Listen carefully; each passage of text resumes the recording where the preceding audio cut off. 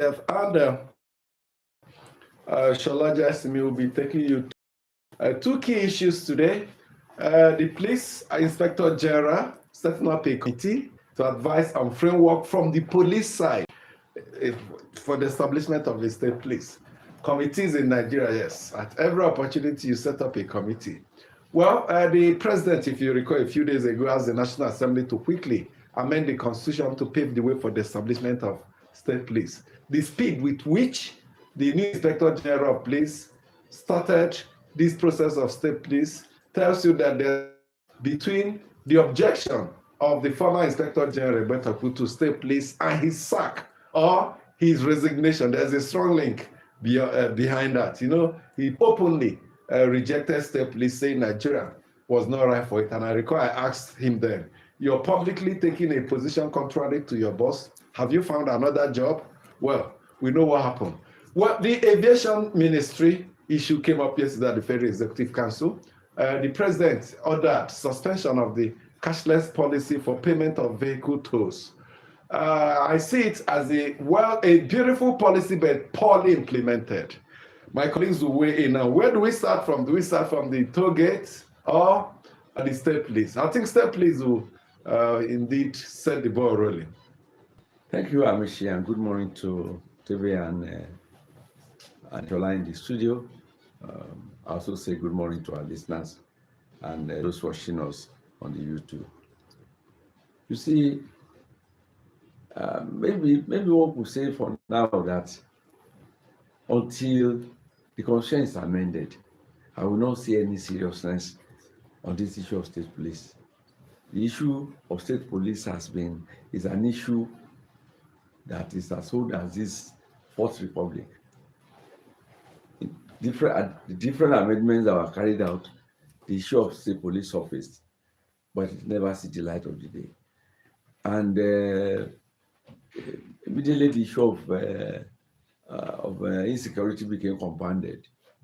State police issue was in the front burner of discussion at National Executive, at Federal Executive Council meeting, at National Economic Council, and so many other opportunities that is provided for the political office holders.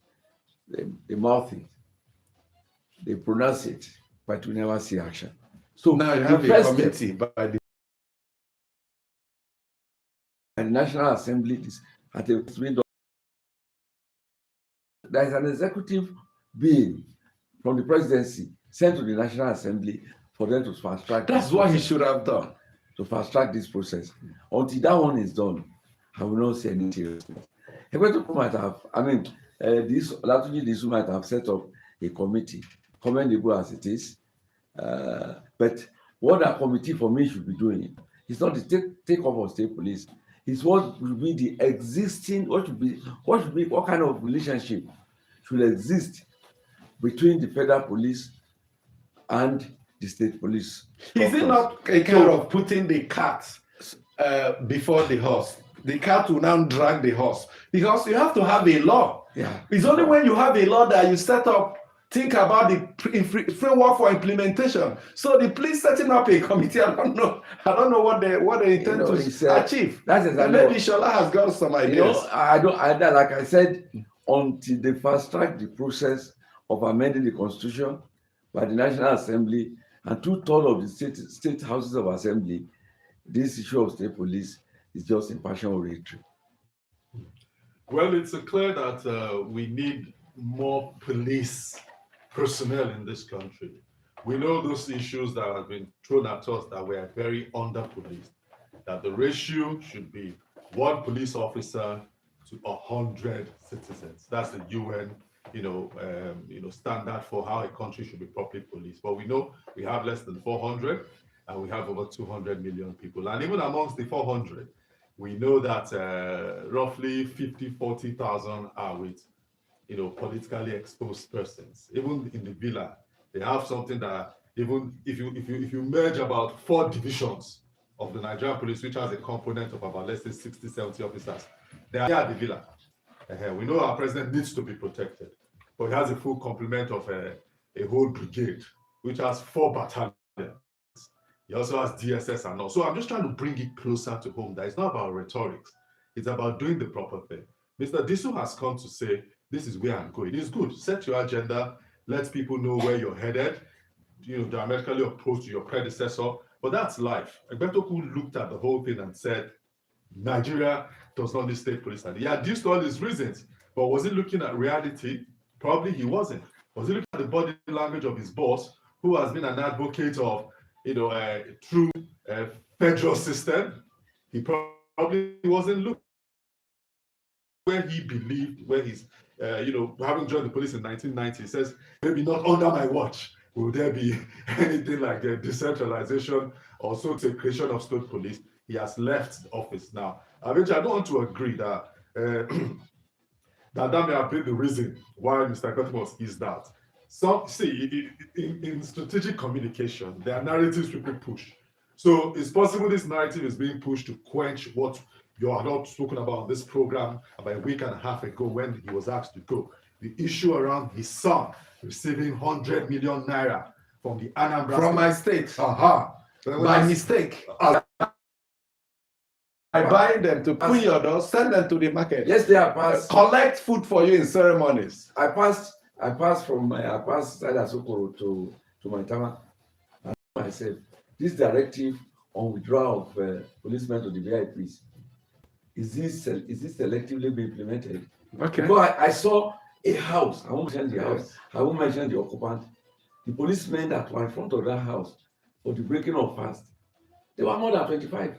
Is it private? Is the person a private citizen? He's a private citizen, only political office. And So you see, there are a lot of things that happen that you keep on asking yourself, how many laws do we have? Okay. Who are those laws meant for? Me and you, we don't have access to have police guidance. Okay. But there are individuals, when you see what they have, you even be thinking that whether they have constituted the government of their own.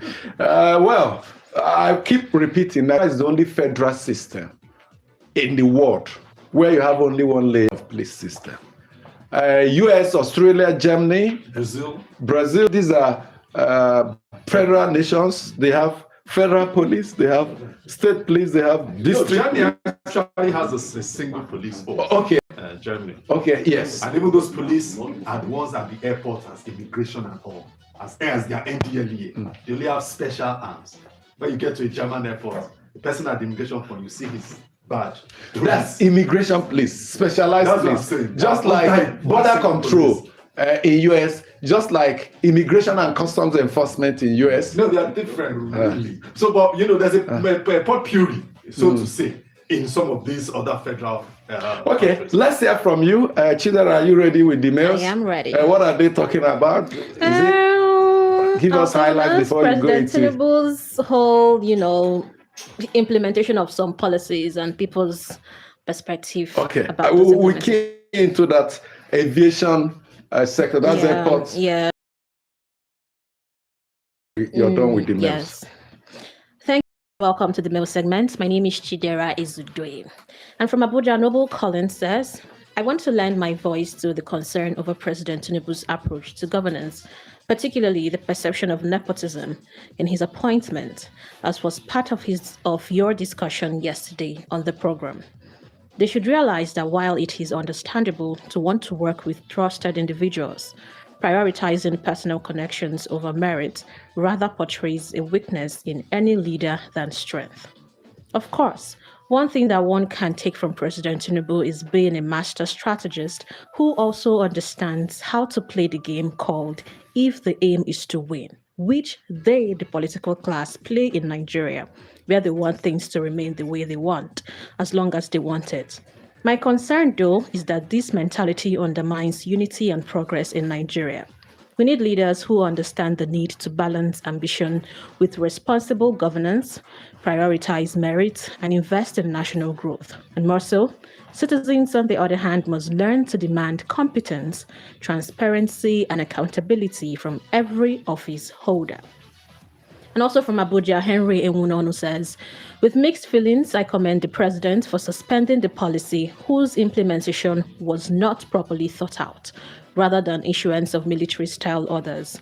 While accepting the motive of reducing corruption at toll gates, the policy should have been piloted at one airport, monitored and lessons learned, incorporated at the next phase of implementation. This sort of development has made our country notorious for policy somersaults. The scandalous buildup of traffic at airport gates made nonsense of all the talk about ease of doing business and labeled our country as one that promotes human misery. May our technocrats learn the lesson and ensure proper planning next time, because we can do better. John Peters from Port Harcourt says, it is still fresh in my memory the postulation of Dr. Amechi Anakwe sometime last week that if Nigeria can power the presidential villa with solar energy, then innovative solutions can power the nation too. While billions of naira are spent securing uninterrupted electricity at the top, millions of Nigerians remain trapped in darkness due to constant national grid collapses. Businesses suffer, students struggle, hospitals rely on generators. Amechi's postulation comes to play here. Why can't our professors and engineers develop solar roofing sheets? Roofs that do not just cover our homes, but generate electricity. Nigeria is not short of sunshine. Nigeria is not short of intelligence. What we lack is coordinated innovation. Instead of being entangled in election controversies, our intellectual community should focus on practical research that solves real national problems, starting with power. The way forward is to national renewable energy, recycle manufacturing of solar integrated building materials. And from Lagos, Ugochukwu Godwin says, in 2007, the federal government signed the Public Procurement Act, PPA. This act created two institutions, namely the Bureau of Public Procurement and the National Council on Public Procurement. The BPP, that is the Bureau of Public Procurement, has been functioning, but the NCPP has not been inaugurated. The NCPP is supposed to be the body that should handle and oversee government contracts. I read in the news yesterday that FEC has approved 6 road projects in billions. Every FEC meeting, contracts are always awarded. For how long will this illegality continue? From Yaradua to Jonathan to Buhari and now Tinubu. FEC should sever their energy in policymaking. Where are the civil societies and SANs that appear on TV to talk? It is time to correct this anomaly. FEC has no business awarding contracts as it pleases the president. It is an impeachable offense, and the Senate should do their job. We cannot continue to run foul of the law because it suits someone. And finally, Toyin Dada from Lube in Abuja says, I want to commend the political platform crew for the great job you all are doing. Your wealth of experiences, well-researched and reliable information being dished out 5 days a week is highly appreciated. But today I'm writing directly to Mr. Adebayo Bodunrin. Having listened to you over the years, I now believe, without any shadow of doubt, that you are truly a walking, breathing encyclopedia. I want you to know that you owe both the living and unborn generation a book. Nigerians need to share in your wealth of knowledge, especially this day when history is being distorted. Any of these titles or something similar will suffice. 1. Nigeria's politics, yesterday and today. 2. Nigerians' governance and democratic history. 3. Nigeria's history, politics, and power perspective. Please do Nigeria this great favor, and your name will not only be written in gold, but immortalized. And that is how far we can go on the mail segment. Keep sending in your mails to politicalplatform@dargroup.com. Thank you so much for the mails. Your book. Yes, he has helped others write books. So we are waiting your own. No, I didn't help others, right? I helped them to edit. Yes, you have helped others to edit. Sorry. So write and we edit your own. That's what the listener is saying. Well, it sounds, and you have to respond directly to this heartfelt request. Yeah, I thank him. I thank him for his interest. I have been under pressure from even my colleagues in the newsroom in that communication, even from those who are even inside this studio. It's a challenge, and I can assure that books, not just one, will definitely be shown out. at least when timeline so that it can be whenever. The timeline will not be stated, but there is plans are in the making. In the pipeline. No, not in the pipeline.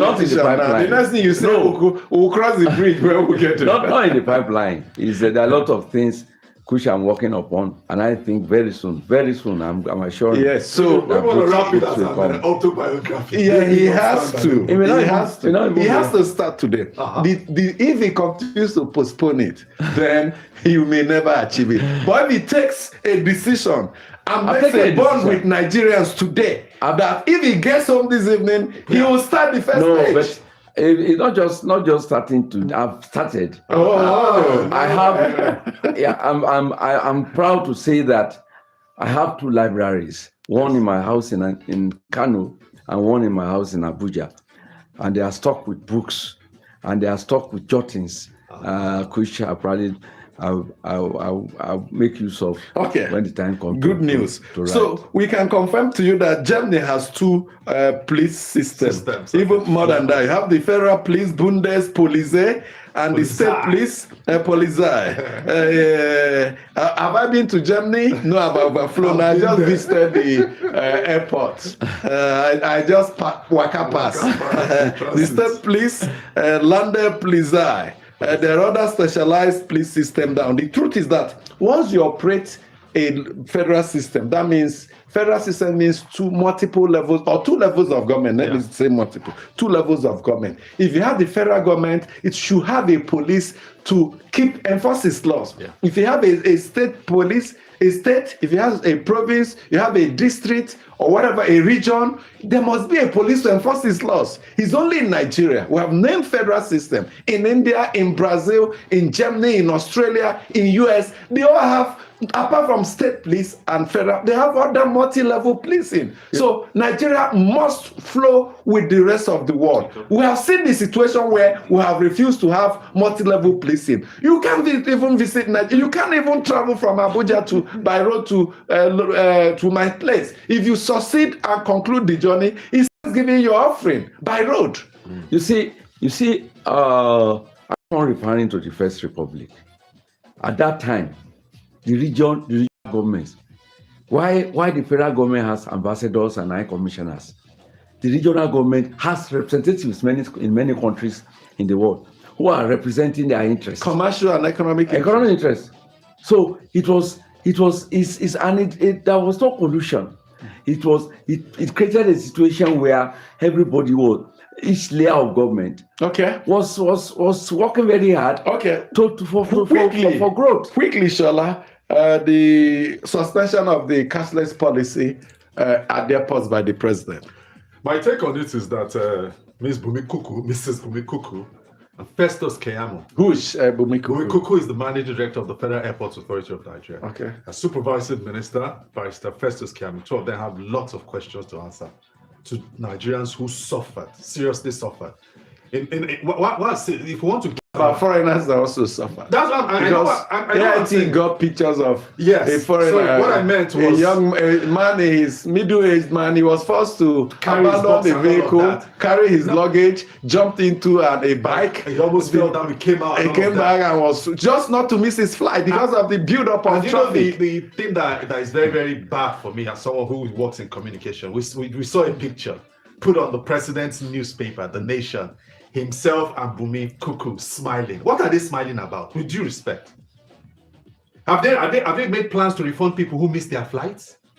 These are critical things. It's not just about just suspending. So I said earlier, Teve, the idea was good to prevent corruption, to make sure that those that are collecting are not collecting into their own pocket but into the treasury. But implementation, very poor and awful. I think they just moved the headquarters of the corruption or centralize the corruption from what you see by the windows when you are driving to pass to a particular poll. Okay. You know, the card that they are talking about. A number of questions. When was the bid made? How was the people who produce the cards and who are collecting was the it money? Competitive? Those are the questions, legitimate questions that people will ask. You know, and what has happened? This is not the first. Look at what I'm sure you must have driven on the Kefi, Yes. Smooth What sailing. happens? When you go there, there are POS, point of sale devices. You give your ATM, they deduct the money, they give you the ticket, you move. What is this idea of a card? I bought this card in November or December last year, 3,000. By the time we went back to the airport around December, usually an SUV if you are driving it is 500. They deducted 1,500. So is it that the money for even the entry, they've increased the money for the driving money and all? A lot of questions that you don't even know where the money goes to. You don't know what they are doing with the money and all of that. I would advise them. Have your POS devices. The devices. Anybody who comes with the ATM credit card, you remove the money and the person drives in, so that you don't create last line in 30 seconds from Adeba. You see, the problem we have in this country, and it's an issue that must be looked into, is that we come out with policies without a properly spelled out framework for its implementation. We come out with a policy, sometimes we discard it. Those who are collecting on roads before, they said the civil servant was stealing the money. They now contracted it out to individuals. Then Obasanjo came and said the government is even not realizing anything any longer. So he abolished the toll gates. And demolished them. Reintroducing tolls collection. So we have the effective way of implementing policy. Beautiful policies. Look into. Beautiful policies for implementation. That's Nigeria for you. But I hope lessons have been learned. You don't rush to implement. It's a scientific process. You have to think of the uneventful to prevent it. Lesson, not just for the aviation ministry, but for public institutions dealing with the public. Thank you so much for joining us today. A happy birthday to former head of state, former president Olusegun Obasanjo. He's 89 today. Yes. Okay, and he said, "Ade can't be." Ade. When people started rumoring that you don't kill, he said, "No, I see they here. Let's have it again." But don't forget the fact that he said, I guessed my age. So 89. Okay. At least it's okay. Honest We'll come back tomorrow for honest. My name is Amechi Anakwe.